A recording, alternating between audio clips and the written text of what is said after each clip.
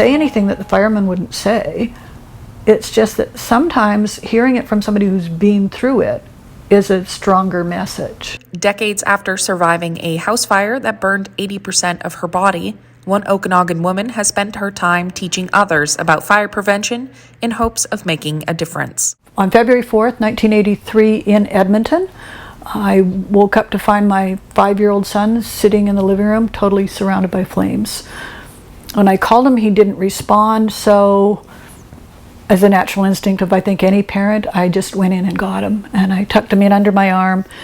I took us to my bedroom, because that was the furthest room from the fire, shutting doors as I went along. Llewellyn opened her window, dropping her son to a friend 3 stories below, and was brought down herself by 2 firemen. She was rushed to the hospital, where she spent 5 months in the burn unit, 3 months in rehab, and 2 years in physiotherapy. About 3 years after I got out of the hospital, a local fireman in Edmonton that did burn prevention asked me to come with him to a high school presentation and talk about my story, in hopes that hearing it from somebody who'd gone through it might sink in with the kids.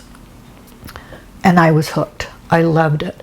And it took another 10 to 15 years before I could do it full time, because I needed to find somebody who could pay me to do it. Llewellyn spent a decade speaking full time at schools across Canada. I just firmly believe that the kids need to hear the message often. I think all of us hear the message and we go, yeah, whatever. But then when you're actually in a situation, if you've only heard it once or twice, it maybe isn't as clear. For me, when my fire happened, Adam had been to the fire hall twice, once with kindergarten and once with daycare, the week before the fire happened. So I had all the pamphlets at home about stop, drop, and roll and get down low and all the things that we needed to do. And it was fresh in my mind, and I was able to remember to shut doors, and I was able to remember to roll us in a blanket. It needs to be fresh. Now settled in Oliver for retirement, Llewellyn said she plans to continue to speak to students, offering up her time. For Castnet News, I'm Casey Richardson.